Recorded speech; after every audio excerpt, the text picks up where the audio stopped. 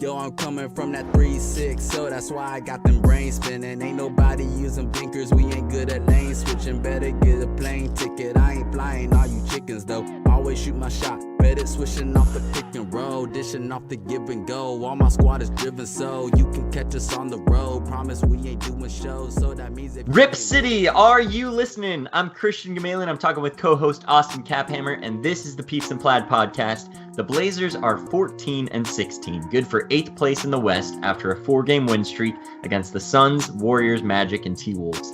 Carmelo Anthony has a minor knee contusion and missed the game against the Timberwolves, but it's not expected to miss much time. And Hassan Whiteside has been on a tear, getting 16 and 23 with 2 blocks against the Warriors, then a poor scoring game, 10 points with 17 rebounds and 5 blocks against the Magic, then another big game against the T-Wolves without Karl Anthony Towns, with 16, 22, and 7 blocks. Hassan now leads the league in blocks with 2.7 per game and is averaging 3.5 for the month of December. So at the start of the season, he said he wanted to lead the league in blocks and rebounds. He's leading one of those two in blocks, and he's 5th in the league at the other with nearly 100 rebounds behind Andre Drummond. So we'll see if he can catch up there.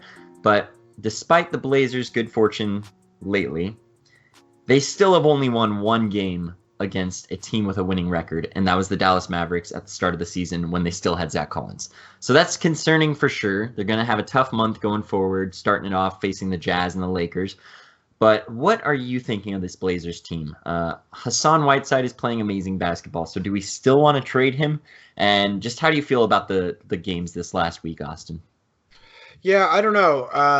That was something that I was kind of thinking about earlier this morning, as well as like, is Hassan really? Should we be that quick to get him, off the team? And I don't know. I think a lot of people would say, of course, Yusuf, he's our guy. He's better. He's a better system fit, but. Like I had mentioned an episode or two ago, there's some guys that are just so good at a handful of things in the league that it doesn't really matter what system they're in. They just transcend it and manage to play their brand of basketball. Yeah. The question is Hassan's brand the best fit for the other pieces that we have?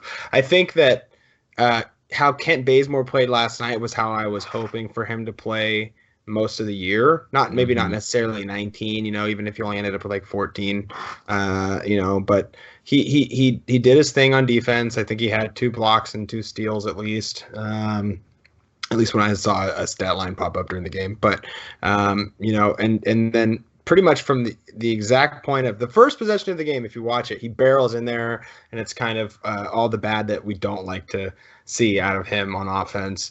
And I tweeted on our account, he's like a bull in a china shop. But ever since that point, he just like started making like mid-range jumpers. He wasn't quite as out of control or risky with some of these attacks in the paint. And he's already had a couple of these type of games within the scope of his 3-point offense. But here in recent games, he's really just rounded himself out as being a consistent spot-up 3-point shooter from what I've seen. And when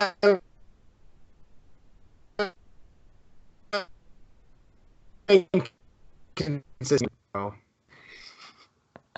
That audio is so weird. Okay. I missed that last part, but Kent Bazemore played really well last night. More so in the first half. He kind of struggled a bit in the third, missing some shots, but he ended up playing great on the night. 19 points, 7 for 12 shooting, 2 blocks, 3 steals.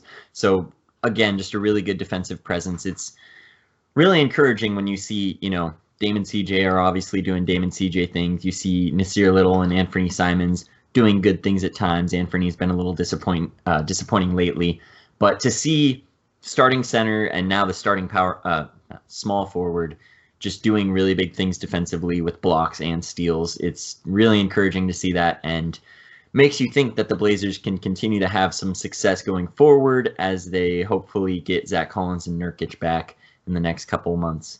I don't know. I've just been encouraged by the last few games because the Blazers have actually been leading throughout.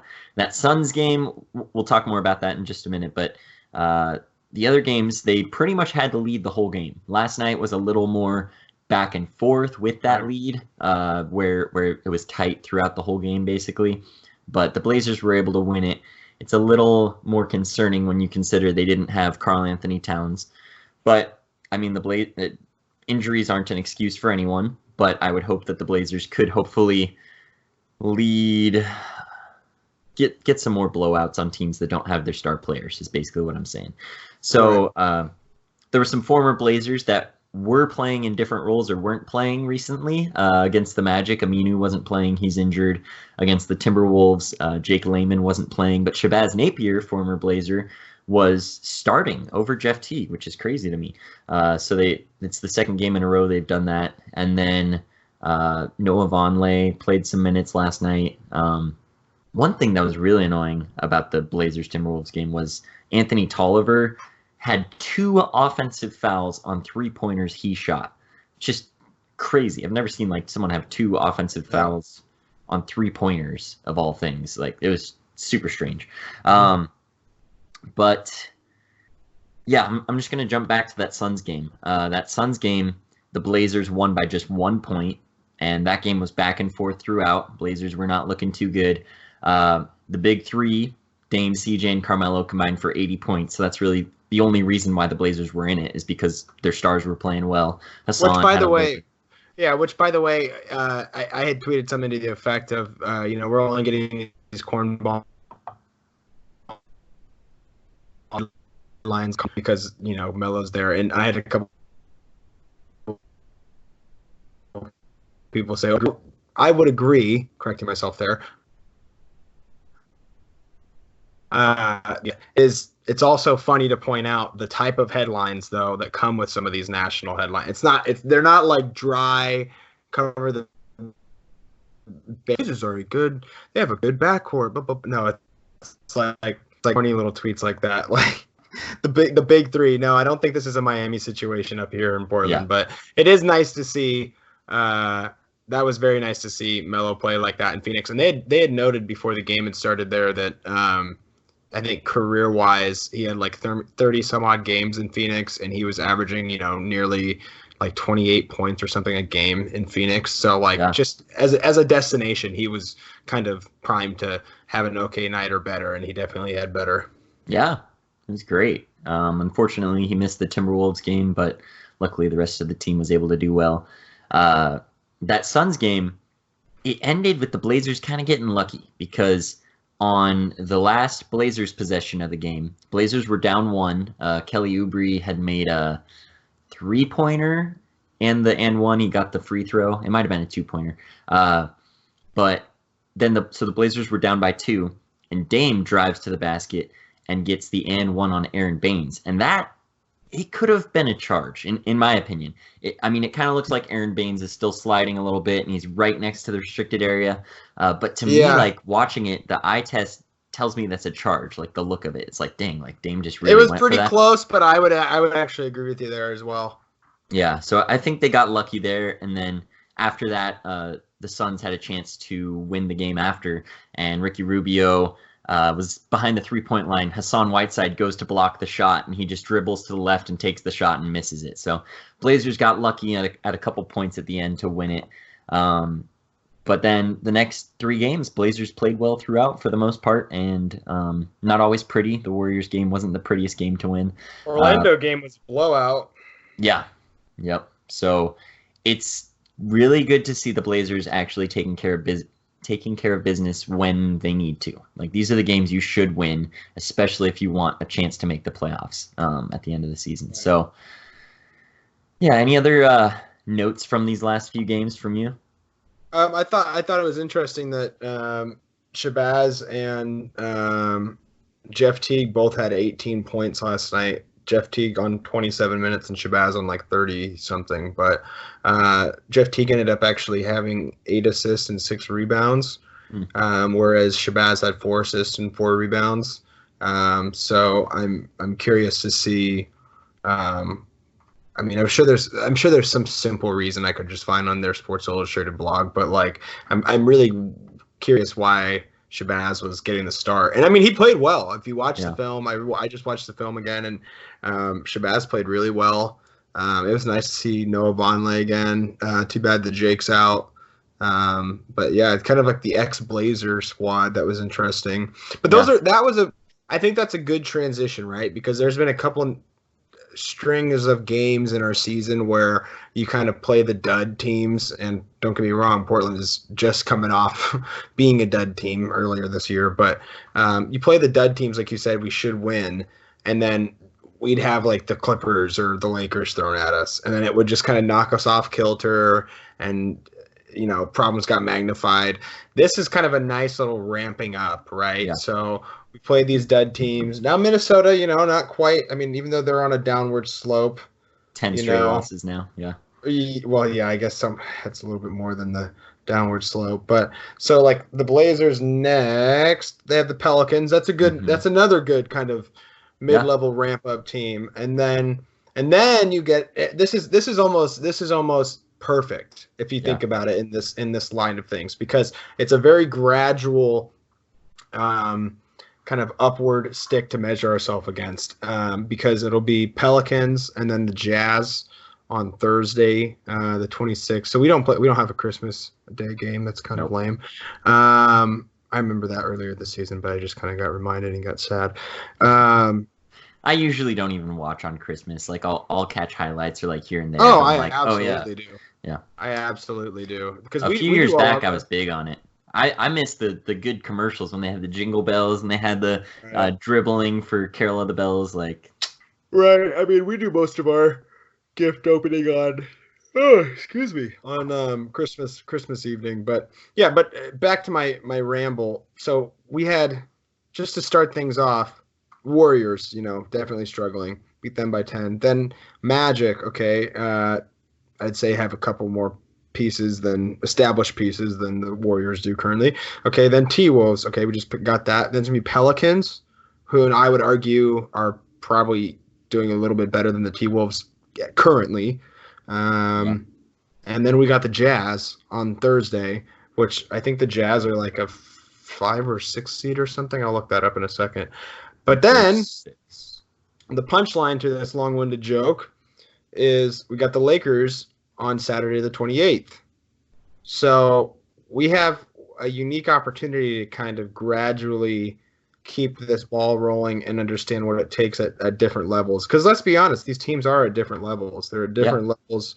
They're all in different places. So back to the standings discussion, the Jazz are a 6 seed. Yep. So currently it's Blazers at the 8 seed, Thunder at the 7, Jazz at the 6, Mavs at the 5, Rockets at the 4, and then Nuggets, Clippers, Lakers. Yeah.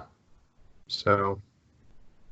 I mean, my sense. I mean, what do you think about that? Is that just baloney? I mean, is that just does it even matter if we have to play a great team on one night and then a crappy team the next, or what?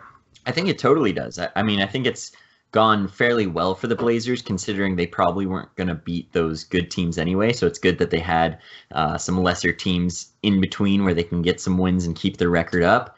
But going forward, I mean, January is going to be a pretty tough month, and I think it's going to obviously, like we could say this about any stretch of games, but it's going to be a key stretch of games to see where they're really at, because the intensity level is going to be up throughout for the most part. So, yeah, totally. The Blazers play to the level of their opponents, similar to the Seahawks, if you've been following football. And so what are you doing? Did you just get that? No, I just kind of have to prove to people that because I hardly ever wear my Blazer stuff, and when I do, I have to, because you're out here with the flag and Yep, gotcha. Yeah, so you're just flagging whenever you can. Yeah, exactly. My microphone. So, what the heck, man? Man, crazy. So, the point is, yes, I think it will be good for the Blazers to have some consistent, tough opponents in order to really see where they're at and get into a groove where they're like, okay, we're going to have to beat these guys. We're going to have to get wins against teams that are over 500. So, looking forward to that. Now, as far as how the Blazers have been playing, I think the Blazers have definitely improved. They've had better play calling, better execution at those plays. Hassan Whiteside has been a monster, of course. He's been making a lot of shots where I'm like cringing when he's taking them, but he makes them. I mean, he's a really good offensive player. Yeah. I still think there's too many empty possessions for the Blazers. There's too many early in the shot clock contested mid-range jumpers. I was just talking to my buddy who's waiting for me in the living room right now. We're going to be watching some NFL football, but I was just talking to him the other day when I think we were watching. Oh goodness! I mean, they were playing like the Knicks or somebody bad, or I think it was the Warriors. It was the Warriors game the other night, and I said it's so frustrating when there are players that like because we were talking about how it's crazy Giannis has like a 3-point shot now, but there are some players where like even before he had his 3-point shot, he was such a dominant in the paint, like driving in the paint. It didn't matter what and we had extended that conversation to Ben Simmons kind of finishing at the rack, as even as bad as he is as a shooter, it doesn't matter. Bringing that all home, if you look at how Dame plays, and to your point of early in the shot clock shots, Dame is he is an excellent, but I mean it's I want to give him credit where credit is due, but his 3-point shooting is it's elite. It's elite.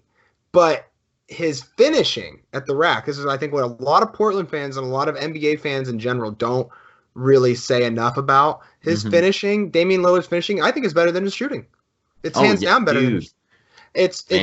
He gets actually some wild layups. He just makes it happen. Yeah, I mean, did you look at the Minnesota highlights from last night? He got looking like he was breaking like a glow stick, like 8 or 9 feet out away from the hoop, and just kind of throws this like hand down by his side lob up, and it just goes glass. Boom. Yeah. There's and one. Like his Giannis or Ben Simmons like transcendent ability, which is crazy for a 6'2", 6'3" point guard, is he can get that shot, if not a foul, almost any time. Yeah. And he's gotten so quick with switching the dribble to his left hand, like just right off the screen, switching to his left hand and driving on the left side. He's gotten so quick with that. Yeah. It's been really impressive to see. I watch a lot of other point guards like Jeff Teague, and I'm like, oh, he just doesn't have that quick crossover that Dame has. Yeah, exactly. And so Dame, I mean, at one point, I think he ended up getting a little bit better, had a couple more shots fall. But at one point, I know he was like 3 for 10 from 3, which is, I mean, it's still 30%, but it's also 10 shots. And he's the guy who's carrying the ball up the court. So if 4 of those were early in the shot clock, him just carrying the ball up the court, then, that's – I'm not saying that there's always going to be a better look, but we got to at least get into some half-court offense, especially if that whole fast break BS that we heard about all preseason is not even coming to fruition. You know what I mean? Right? Yeah. So it's like if you're not on the fast break and you're not running half-court offense and you have a point guard who is an elite finisher at the rack, then something's got to change a little bit. And I'll tell you what, I never thought I'd say this from the beginning of the season. CJ McCollum doesn't have to change a damn thing. He is a large reason for the Blazers' success in this last week and a half.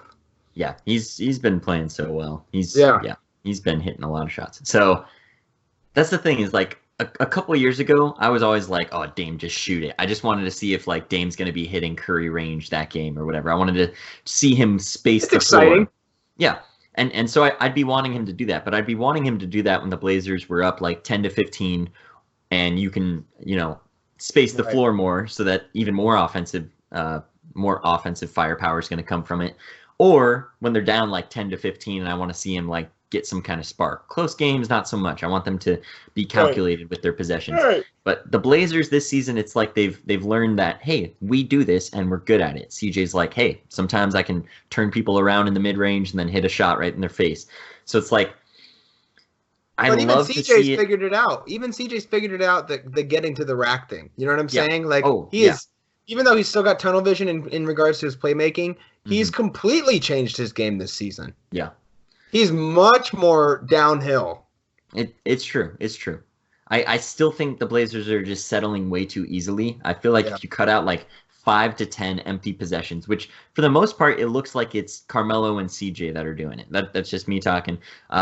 It looks like they, get the ball with, only like 5 seconds off the shot clock, and their 3-point line are just in front of it, and then they're settling for a contested jumper. It's like, you can get better plays than this. I mean, you're gonna make them, and it's gonna be impressive.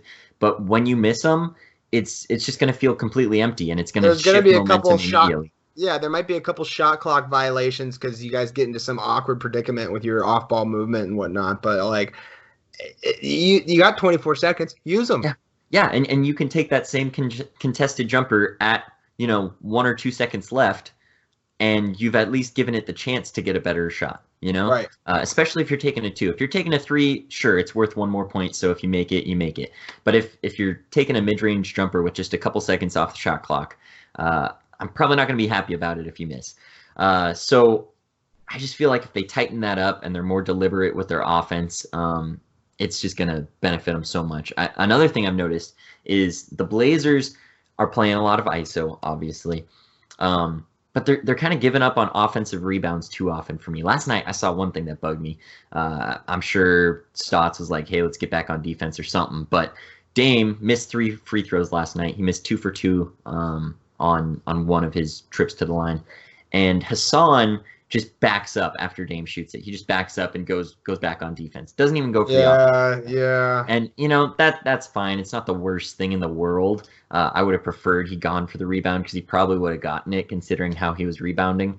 But also with the ISO play, there's so many times where like Dame is on in the corner and Hassan backs up to the other side of the hoop. And so that's great if Dame's going to drive or at least make that an option. But Dame just goes up, takes a step back, and shoots. And guess what? That's a contested 3-point shot.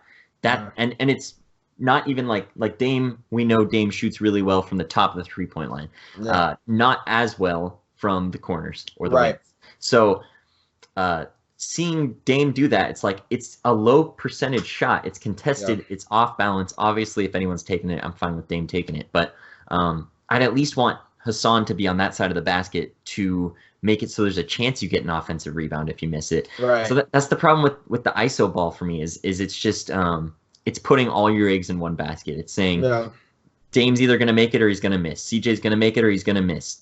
Carmelo's going to make it or he's going to miss. You know what? I would love to see a statistic, if anyone's got it out there, of the percent, not the percentage of those ISO plays, but what percent of those plays are jump shots.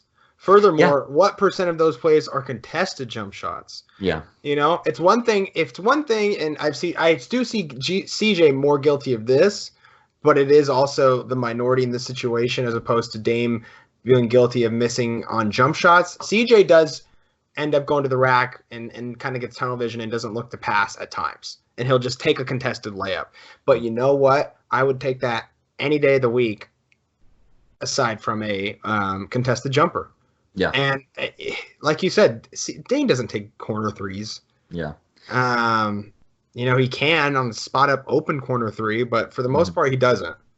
Yeah. So for me, I just want the Blazers to take a little more of an analytics approach and just look at it. I would like to dive into the numbers and really see how it comes up. But like on those ISO plays, if you're not giving yourself a chance for the rebound, the potential for points is much less than if you're giving yourself a chance for rebounds or running a set play where the ball's moving. I feel like that's got to be the case. So, I mean, that Timberwolves game, toward the end of the game, it was Blazers got a little lucky again. I think they definitely would have won it regardless. But Robert Covington had a key steal, drives down the floor, and loses it right before he goes to the layup. Looks like he just did it on purpose. He got traded to the Blazers and decided that he doesn't want to help the Timberwolves win. That would have shifted momentum quite a bit. I mean, I think it was still a 6 or 8 point game at the time. So it was a close game. Yeah, it was pretty close game. And there was still like a minute something left. So it could have swung. And then Andrew Wiggins took a deep 3 after that, and he made that. I was wondering why they were sagging off him. I'm like, I mean, if they make a 3 or 2, and also hindsight's 2020. But it's just 9 days away. Oh, the trade deadline, you're saying? Or no, 2020. Oh, I'm stupid. We're gonna have really good hindsight for the next year. Ah, that was rich. You'll be hearing a lot of that. Man, I don't even know where I was now. That was terrible. Oh goodness. Oh yeah. We're just gonna take a brief breather after that. Relax. Andrew Wiggins. I think that hindsight 2020, there was a lot of proposals. I think on like our Sports Illustrated Blazers Edge. I'm like taken back by that joke, Christian. Gotcha. Andrew Wiggins had 33 points, and there were some proposals that he, might or could end up in Portland. And I don't know. That kind of intrigues me now. I'll take him. Yeah, I think he started the year super hot. I haven't been watching all that much to see how he's been doing, but he played great last night. So if they're at all open to it, I would love to trade Hassan or Kent Bazemore for him, considering that they're expiring contracts. And back to that, I'm really glad to see that most of Portland has embraced that you really need to trade at least one of them. Like Chad doing last night at the fifth quarter, he was talking about it would be a catastrophic loss to not trade Hassan Whiteside or Kent Bazemore. And he's crazy high on Hassan Whiteside. I'm really high on Hassan Whiteside. But it just doesn't make any sense to keep him. Like we've talked about, he's a starting center. He says he's the best rim protector in the league without a question. This is kind of the best case scenario, though. If we know we're getting rid of him, he's definitely upped his stock. Yeah, and it's a good point that the Blazers should wait, because a lot of the prices are going to come down on a lot of these teams. They're like, give us a first and a young player and an expiring contract, and it's like, no, we'll give you a first. That's it. So yeah, I mean, the fact that he's playing so well just opens up the opportunity for a contender to want to grab him too. So really, to me, I think that only really opens up like the Mavericks and the Celtics, maybe the Clippers, but most teams are established at center, or it just doesn't make sense for them. And the Clippers like Zubac. Yeah, exactly. So I mean, everyone's got someone. I mean, the Mavericks have Dwight Powell, right? That's his name. Yeah, Dwight Powell, and he's been playing well. So there's no like Eastern Conference team though that might want to do. The Celtics are about it, but they have Cantor. And I don't want him back. I don't care what anyone says. No. I'm not saying trade for Cantor. No. Gordon Hayward is the guy you'd trade for potentially, and I don't know. From what little bit I've watched him, he's definitely. Their two guys this season are Jaylen Brown and Jason Tatum again.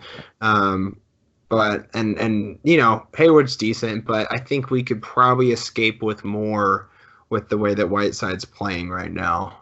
Yeah. Is there anybody else in the East? I'm thinking, not the Sixers. They have enough big people. Yep. Raptors. There's no one. They like Marc Gasol, I think. Yeah, and they got Serge Ibaka. I think Serge Ibaka's got one more year on his deal. No, I think he's a free agent at the end of this year. Nets. There's no one that makes sense. Yeah, and they're not really going for it this year. I saw Kevin Durant could potentially come back if the Nets are going to the playoffs. He could come back in March or April potentially. Oh man, if I'm the Nets, I'm just saying no. Probably, yeah. I mean, look at what happened with the Warriors when they brought him back too early. Exactly. So, it'll probably be in the West, just because of how the West is a bit more competitive at the top, and a lot of these top teams don't necessarily have a guy. I mean, it's not going to be the Nuggets. It's not going to be the Lake. I don't think it's going to be either LA team. I think the Mavs are fair. I think the Mavs are pretty likely, the way you phrased it. Honestly, Phoenix, a lot of people aren't very high on DeAndre Ayton now. He's got some questionable character concerns, and he's still developing, but Phoenix is kind of in a win now mode. Certainly doesn't help that Doncic and Trae Young were drafted after him. They have some pretty high expectations. And I'm not even that high on Trae Young either. I'm not either. It's great, but still, even yet and still, I would have said that. I don't know how Trae Young and Devin Booker get along in the same backcourt. But yeah, I think the Mavs are situationally. We know that Olshey has relationships with a couple different front offices, right? So that's always going to influence it a little bit, but situationally, yeah, the Mavs. But now that's from a Hassan standpoint. So if the Blazers don't trade Hassan and they still adhere to Mr. Doing's proposition of having to trade at least one of them, it gets a lot more open-ended when you just reference Kent Bazemore, a young guy, and maybe a pick, or just Kent Bazemore and one other guy, because that's a lot more. He has a lot more utility. Because if you look at the way Bazemore is played defensively, and you are like an LA team or another contender, and you go to him and you trade for him, and you say, look, we're going to get you the same minutes, but we're going to need you to we're actually contending this year. We're going to need you to really just focus on defense, because he is that guy. He's that guy on defense. Yeah. How many chase down blocks have we seen from him this season? I still want to find out. I know, right? So, I mean, really, it seems like still the most likely stuff with the Blazers is the Spurs, Cavs, or Pistons. Oh, yeah. And more likely Spurs or Cavs. Blazers are probably going LaMarcus Aldridge or Kevin Love. Oh, I'm excited. It's like Christmas. Woo. Dude, I'd still be so stoked if Blazers got Aldridge and DeRozan. DeRozan's got a player option, so not as set in stone. I think I could see DeMar and Dame getting along. I could see that happening. I could see a whole lot of no defense. So it doesn't even matter when you got a team like that, though. Well, that's the thing is the Blazers play some 7-second or less offense quite a bit. It just doesn't seem like it's the best look sometimes. So we'll see if they can keep the pace up and get some quick outlet passes or something to, I don't know. And that's more time for the other team to be on offense and our crappy defense to be on the court. Yeah, it's kind of like the what's that key statistic in NFL as we record on time Sunday? Of possession. Right, it's like time Very of possession important in the NFL. Yeah, the Blazers, but even getting still in a 7-second offense, that's a lot more time of possession for another team like maybe Denver, who has just a really solid half-court offense, to just sit there and basically milk the clock and say your defense is trash anyways, so we know we're going to end up with 2, and you're going to have even less time than you're giving yourself to begin with. Yeah, and maybe with a 7-second or less kind of offense, it keeps everyone involved on offense, unlike an ISO where the guys are just kind of standing there. So it'll be easier for them to transition and actually play defense, because it makes sense that if you're standing around for 10, 15 seconds waiting for Dame, CJ, or Melo to do something, that your intensity is just naturally going to come down a little bit. And then when you're on defense, you're a little stale or static, So maybe having more pace will bring the other team to have more pace, and you can just outpace them, have better athletes, hopefully. I don't know. Or more pacing. Well, Christian, did you want to talk about anything else here before we get back to our NFL Sundays? Not really. I mean, I don't want to talk NFL at all. I had the worst season ever from a wasted potential standpoint. If anyone wants to know, because you've somehow listened this far into the podcast, hit me up and I'll send you exactly why I have the greatest team ever assembled and somehow it didn't work. Oh my gosh. Kenyon Drake has a touchdown against the Seahawks right now. Dude, I'm as salty as it gets. Last week, I had 170 something points. I lost by less than a point, and I had like 40 more than anyone else in the league. I just happened to be in the one matchup where I'd lose, and now I'm just absolutely wrecking. I have McCaffrey and Barkley combined for 76 points. I'm gonna win no matter what this week, and I'm not in the championship, and I'm gonna lose my mind. So I'm not gonna talk football for the next 8 months. I'm not going to talk football, but I'm going to talk some football. Yeah, no. Oh, I'm dead. All right, team. Well, if you've managed, like Christian said, if you managed to listen this far, go ahead and find us on your streaming platform of choice, whether that be Anchor FM, who we choose to do our streaming services through, or Apple Podcasts, Google Podcasts, Spotify, whatever gets you going. And, like, subscribe, follow on Instagram and Twitter, and thank you to our artists for providing the tunes. And We'll see y'all in the next week or so. Go Blazers.